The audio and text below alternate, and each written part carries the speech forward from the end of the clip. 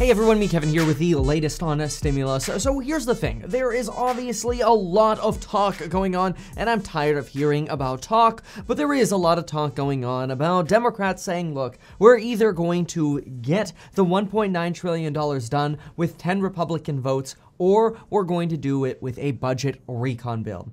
And so what I want to do today is pay a little bit more attention to the Republican side of the argument. We already know that Democrats are interested in a $15 minimum wage, the $1,400 stimulus checks to include adult dependents, although we're still missing some details. We also know that we're going to see that extra rental increase money, and there might even be business grant programs that come back, which Biden talked about last week, but we still haven't seen a lot of detail on exactly what it is that Democrats want, and a lot of us have the belief that, well, the reason we're not seeing a lot of detail is because Joe Biden doesn't actually have the detail yet, that right now he's got a loose sort of a post-it note of what his priorities are, and he's using that to talk to people either on the phone or in person at the White House because that's the way Joe Biden does business. Now, of course, yesterday we learned that he was also sending Kamala Harris to do sort of the news media circuit in Arizona and West Virginia, which are the home states of some potential swing vote Democrats. Which it's worth noting here that Joe Manchin said, "I saw it." That is the interview with Kamala Harris, and he says, quote, "I couldn't believe it. No one called me. We're going to try to find a bipartisan pathway forward. I think we need to, but we need to work together. That's not a way of working together, what was done." In other words, now even Joe Manchin, the Democrat who's kind of been in the middle and kind of vacillating on the $1,400 checks, is upset because Kamala Harris was campaigning for the importance of the $1.9 trillion stimulus package. Again, it seems like as soon as you think you have unity in Congress, you just end up finding more division. But again, focusing on what's going on with Republicans is a little bit helpful because the more we hear they set their sort of minimum at, the more we go, okay, well, that's probably at least what we're going to see, though it is also very likely that we're just going to see the 51 vote option used, the budget recon process used, and we end up getting Biden's package the way it is. But again, right now, I want to go ahead and listen to an interview with a Republican representative. This is obviously very different than what we hear from some Democratic representatives, which does make for good clickbait, which I will not do, but you do get a lot of this talk of $2,000 stimulus checks per month. We're not going to see that at this point. As much as I would love to say that we will, that's just talk. So instead, let's listen to what the counter argument is here and what some Republicans are thinking. And this is a pretty good interview to give us exactly that kind of insight. So let's go ahead and play it, and I'll add some commentary as necessary. And as usual, if any of this stresses you out, get your life insurance in as little as 5 minutes via the link down below. You don't have to talk to anyone. You can Apple Pay or Android Pay for it, which is really cool because you fill out your info, and within 5 minutes, or as little as 5 minutes, you can be done and not have to do anything and have life insurance. Lauren and I use the service, and we Apple Pay for it every month. All right, folks, that link is down below. Let's get started. Joining us now with the impact of the massive stimulus plan, ranking member of the House Small Business Committee, Missouri Congressman Blaine Luetkemeyer. Thank you very much for joining us. We appreciate your time. My pleasure. Good to be with you this morning. So let's go ahead and pull up some of what's included in here, and you'll see $1,400 stimulus checks, $15 an hour federal minimum wage, $400 billion to fight COVID-19, $350 billion for cities, states, territorial governments. You know, there's a lot of stuff in here that people at home might say, yeah, but how is this going to help me? What do you say about that? Well, I think that's a great question to ask from the standpoint that, I think the last two COVID packages that we put together were very targeted. The first one was trying to get as much money out to the small businesses, especially to get them to be able to allow them to stay in business and be able to employ their workers. About 50 million jobs were saved. This last package really hasn't even gone into effect yet. With regards to small business, the PPP program actually today is the first day that all of the people who can qualify, as well as all of the financial institutions that would be able to help them, can all jump in today. It's been staggered up until now. But I think, some of the things that you just mentioned, for instance, the minimum wage, not necessarily against the minimum wage, but at a time whenever our economy was growing, people were talking about it. It's like, we don't need a minimum wage whenever you have a growing economy. A minimum wage will tell you when you're, and the need for it will tell you when your economy has stagnated or is going backwards. And that's whenever you need to have a floor underneath things.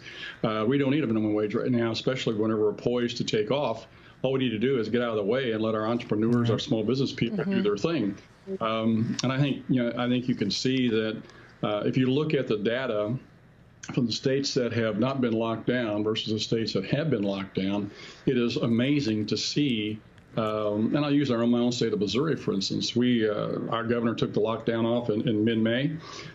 We had this past year, in 2020, a 5% increase in revenues over 19. We have a 4.4% unemployment rate today, and over 200,000 jobs that are waiting for people to fill. Okay. Can you, California, those states that have been locked down forever, say the same thing? I don't think so. We have a little bit more of that coming up later in the show, let me get you on this, because I'm going to pause really quickly as well. So a couple of things to note here is it's very interesting, the difference in the argument. You've got Democrats saying, we want to open up, but we want to provide funding for ventilation systems, right? HEPA filters or gloves or sanitizers, and we want to be able to provide PPE for businesses. And Republicans say, just get the government out of the way and let's open up. This is a very big sort of difference between Democrats and Republicans that's so deep-rooted. The large government Democrat versus small government Republican. Very deep-rooted belief. Now, the other thing to mention here is that, yes, the PPP portals are open for everybody. So as usual, if you have not yet applied, go to a PPP lender and apply if you have a small business. Get yourself that free money.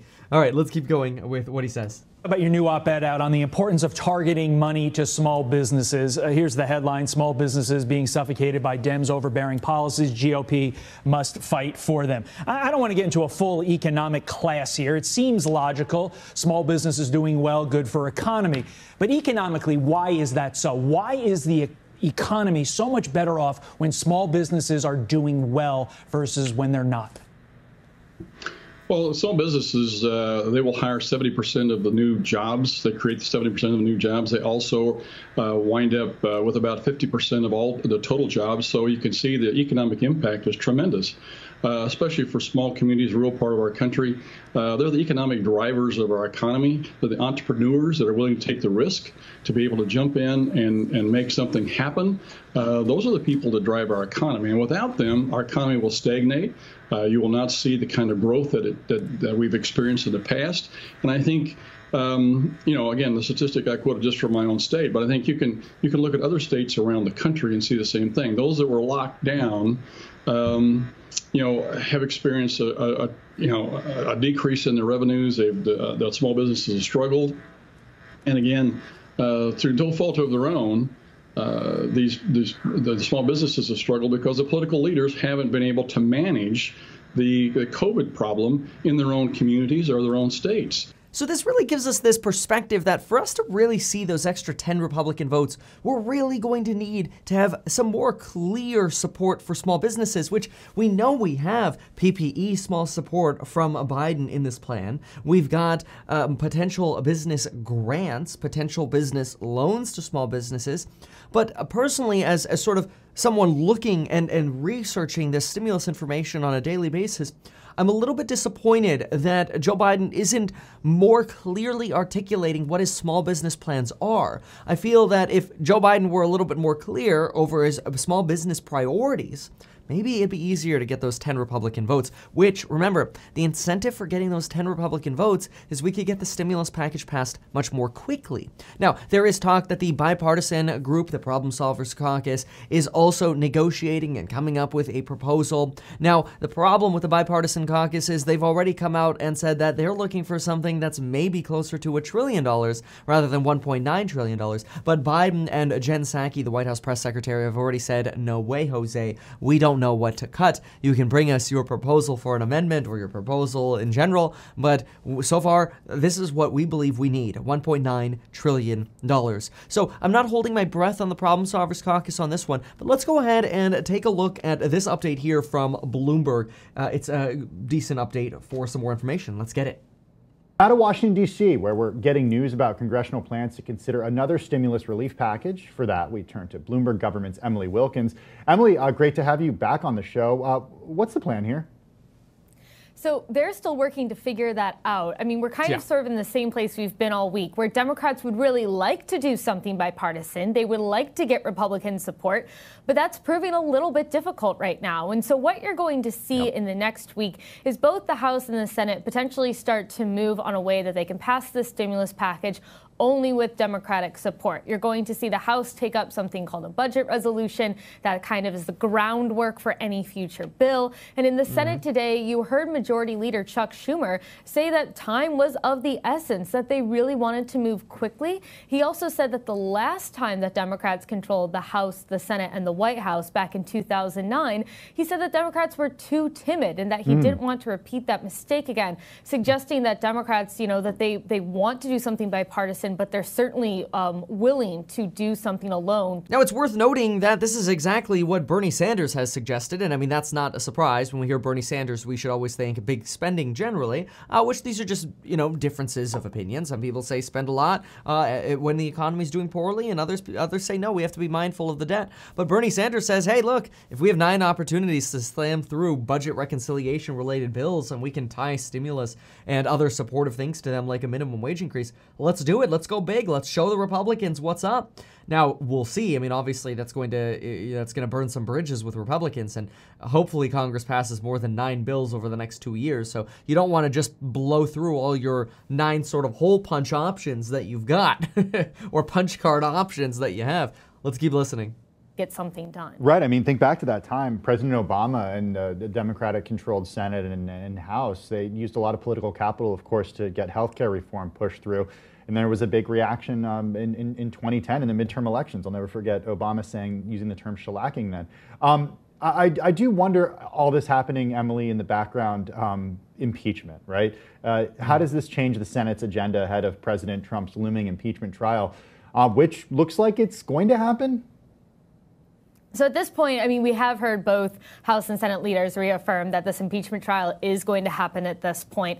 What it will look like, so on February 9th, the impeachment trial is actually going to begin. That's when all 100 senators need to be in their desks. They cannot leave the Senate while the trial is going on. They're in there for 6 days a week. We might see something like last time where the Senate is able to do legislative business in the morning. I don't think those details have been quite hammered out yet. But one thing that we have heard from Majority Leader Schumer is that he expects this to be a much shorter trial than Trump's first impeachment trial, in part because lawmakers are witnesses to this. They were in the Capitol when the mob stormed it, and therefore there is a sense that there doesn't need to be as in-depth of a look into exactly what went wrong.